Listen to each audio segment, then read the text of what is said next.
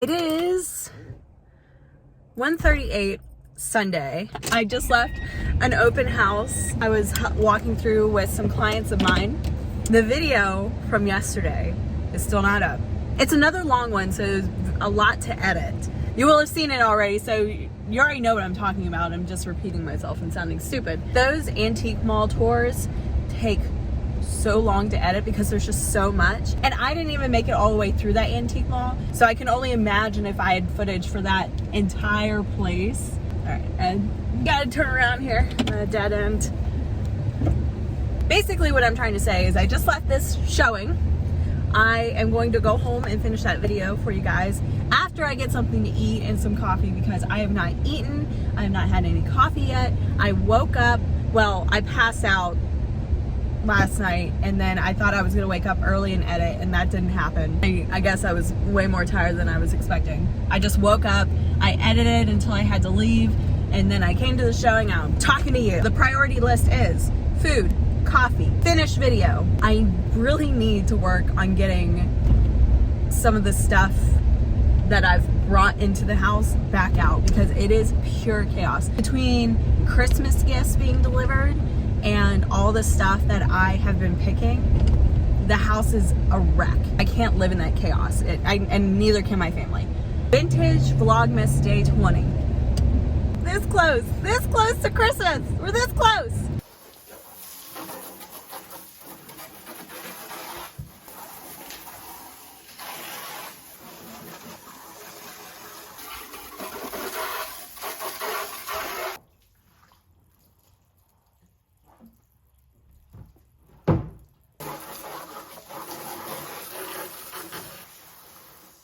Wow, it is cold out. Look.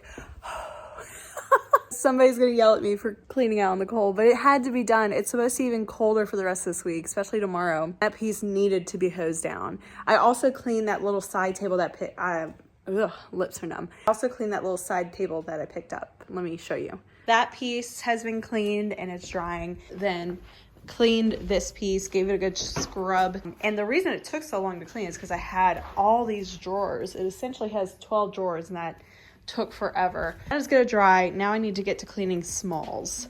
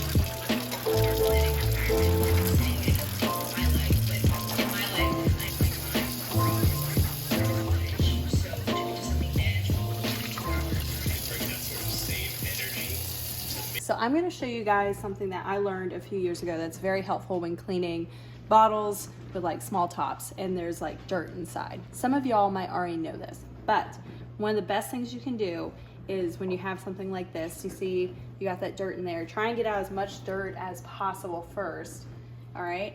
And then what you're gonna do is take your, just a little bit of soap, you're just gonna squirt it down in there, okay?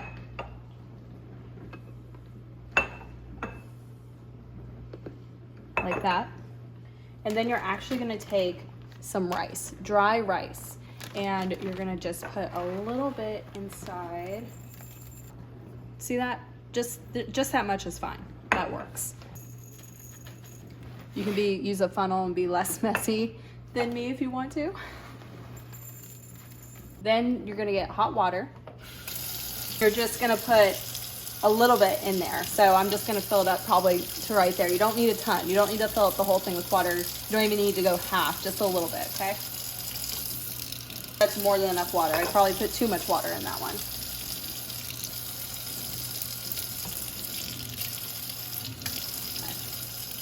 I would also get a bag or container like this because you're gonna need it in a second. Then you're gonna take your soapy rice soup and you're gonna plug that hole with a finger and you're just gonna shake, vigorously shake. Just swish it around down there at the bottom, whatever you gotta do. We're getting as much of that dirt out as possible. Okay, so it's still not great, but we've done what we can for now, and we're just gonna dump out that rice.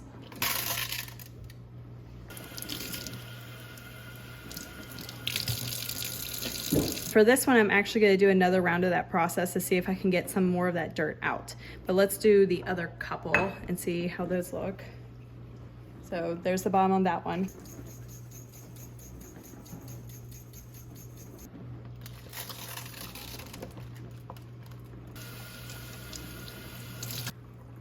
Look how much better that is. Okay, here's the third one. There's the bottom of it.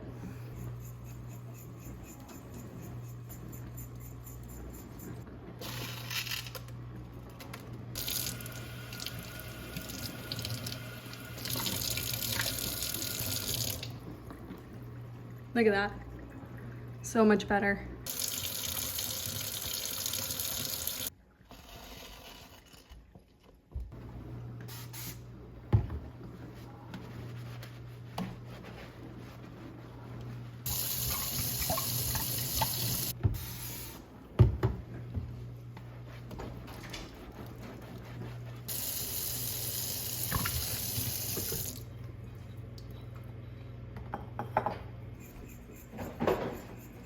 Unfortunately, we're just gonna probably have to leave this one as is. It got a little bit more, but still have a lot of stuff there left. There's other methods for cleaning bottles and glassware like this as well, but this is what I do. I use the rice method. The rice acts as like a scrubbing agent, and it's been working for me for years. Every now and then you get one like this that's stubborn, but there's only so much you can do. And I was able to get some of it out, so that's what matters. Also, I forgot to mention, don't dump the rice down the sink. Drain it as much as possible with your hands and then dump it in the trash. Don't dump it down your sink drain.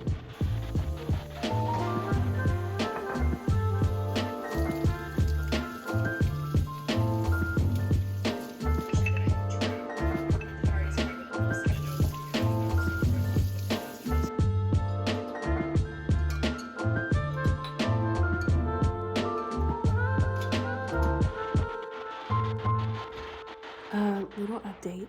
It is 3 a.m. I did not mean to stay up this late, but I've been getting all the smalls cleaned and priced, and they were so much in the way of the kitchen being functional for everybody tomorrow that it was like something I had to get done. So I am on my last 4 pieces of pricing, and it's the Roseville pieces that I picked up the other day. And someone commented that they just wanted me to clarify that these are Roseville, Ohio pieces, not like Roseville pottery pieces. They were made in Roseville, Ohio, but they're US made.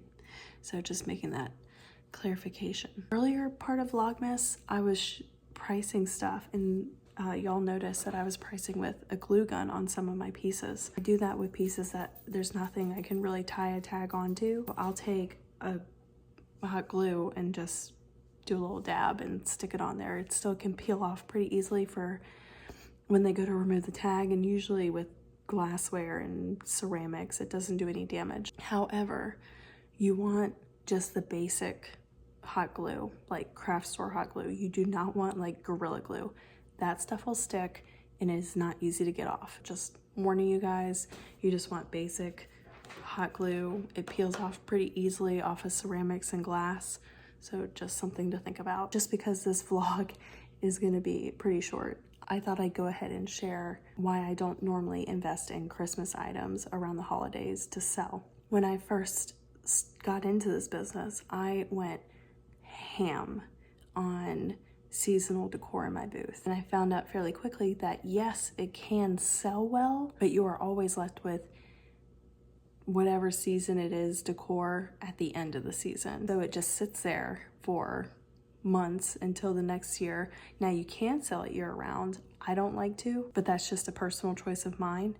And for me right now in this season of life, until recently when I got the storage unit, I just did not have a lot of storage space to be hoarding inventory for a whole year. I really cut back on the seasonal decor, especially Christmas, and I stuck with mostly greenery that I could just like throw away at the end of the season. But then that became a really big pain in the butt to clean up after, because obviously it just got dry and brittle and broken, went all over the place. And I'm not saying I'll never put in seasonal decor. I want to do that in the future.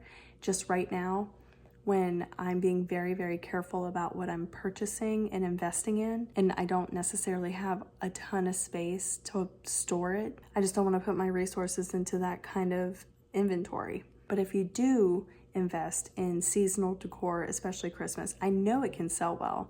It's just not something I really want to do right now. And some people do very well selling Christmas decor year round.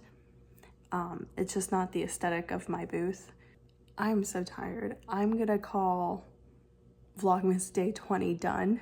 I know it was a short one, I'm sorry. It's Sunday, and so coming off of yesterday, it was just a tiring day, and I knew I needed to just plow through cleaning all these smalls and getting them priced as quickly as possible, because it's a busy week leading up to Christmas. I'm gonna be doing a lot over the next couple of days between Vlogmas, booth, and just in general Christmas stuff with family. And so some of these last ones might be a little short, but I'm gonna try my best to make them as good as possible. I will see you tomorrow.